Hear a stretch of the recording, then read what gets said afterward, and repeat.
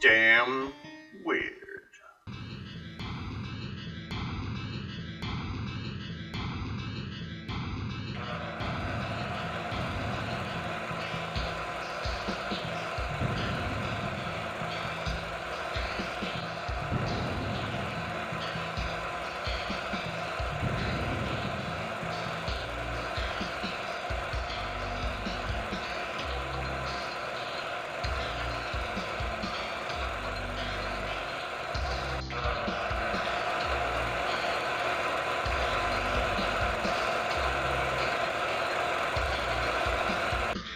Nahuelito.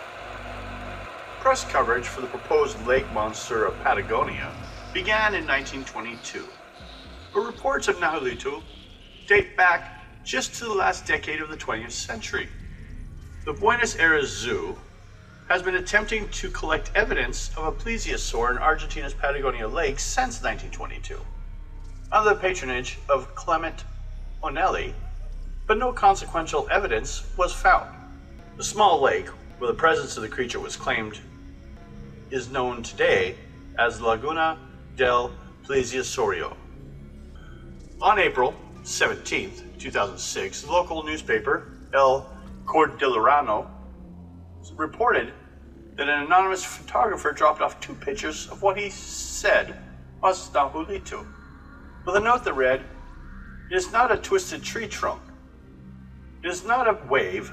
Nahuelito has shown his face." Lake Nahuel Huapi, many tourists around the popular Argentinian resort of Bariloche have sighted a lake monster that has been dubbed Nahuelito. In the manner of Nessie, Nahuelito is named after the body of water that is her domain, Nahuel Huapi Lake, which covers 318 square miles at the foot of the Patagonian mountains.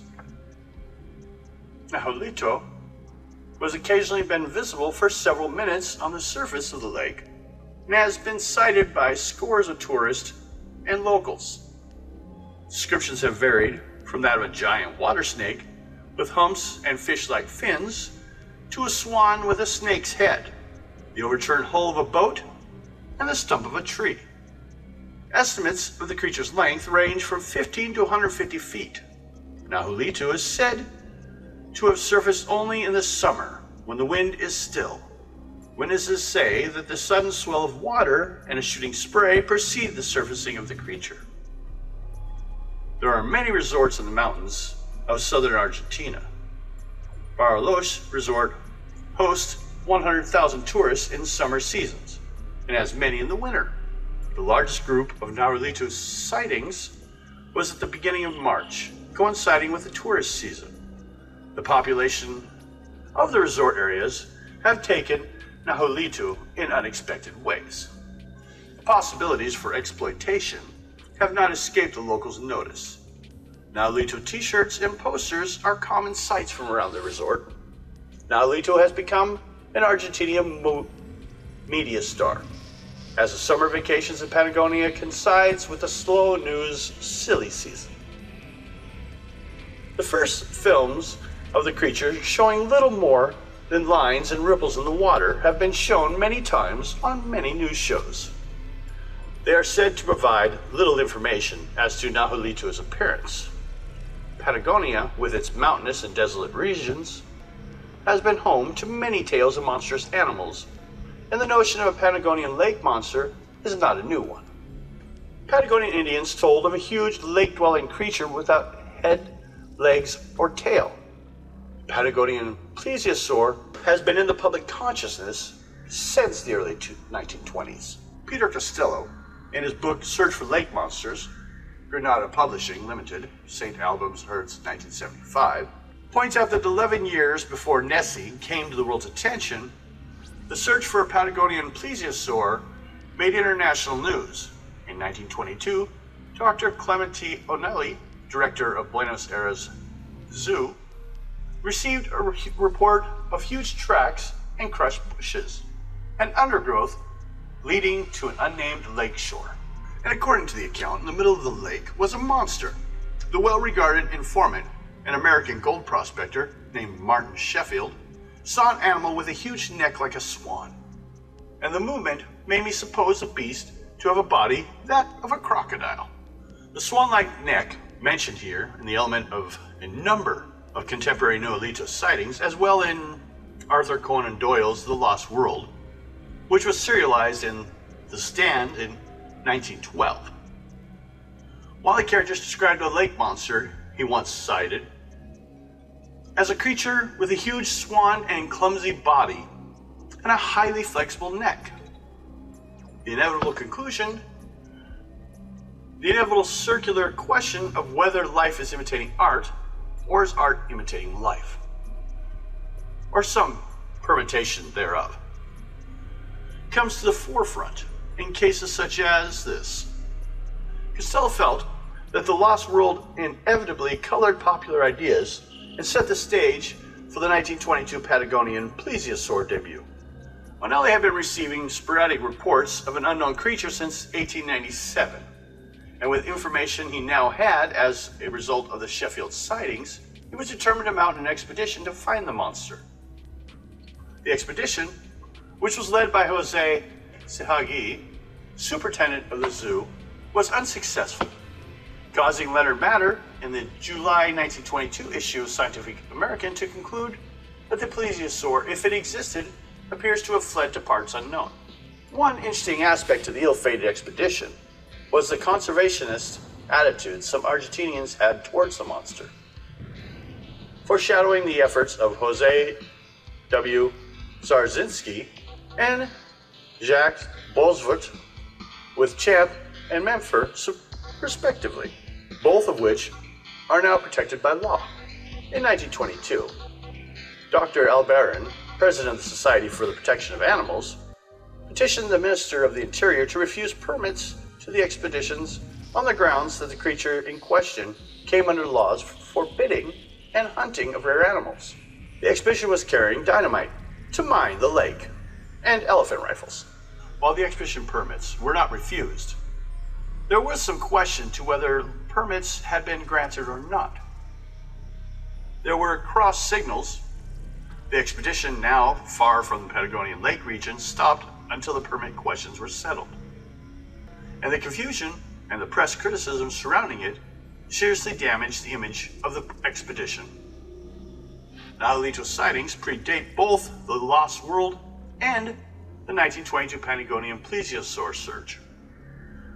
The George Garrett Lake Monster sighting is perhaps the best known historical Nahuelito sightings. The earlier sighting taking place in other lakes and rivers in Patagonia around 1910.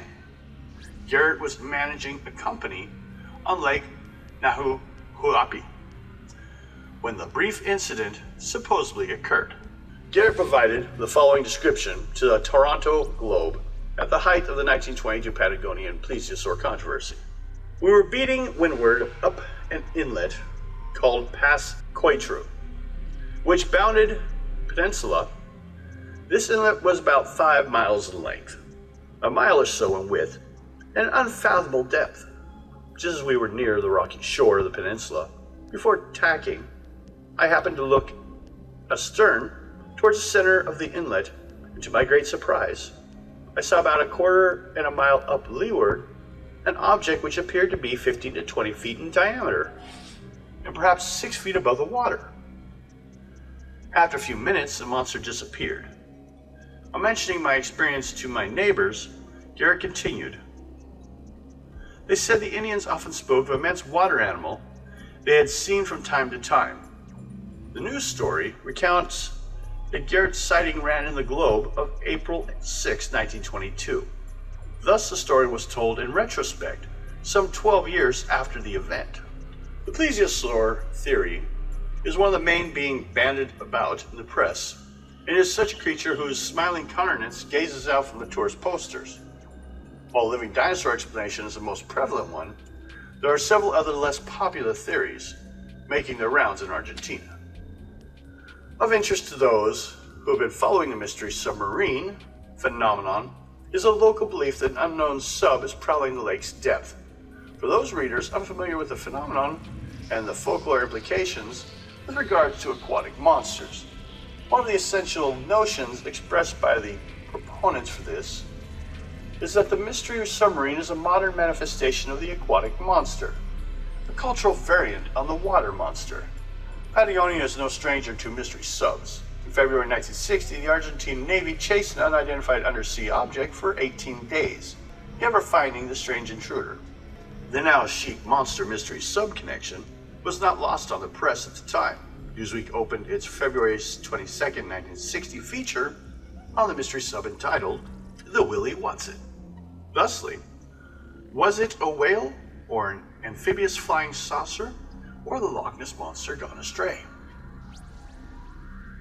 An article by William R. Rudy in the New York Post of February 17, 1960 was headlined, "The Monster Rally Down Argentine Way." It describes en route that Nessie would have had taken to get to Patagonia. The Loch Ness in northern Scotland, the route lies down the Ness River, 7 miles north-northeast to Moray Firth and the North Shore. Wind and weather conditions probably would dictate a serpent's next move over the Orkney into the North Atlantic, or the shorter route through the treacherous Pentland Firth.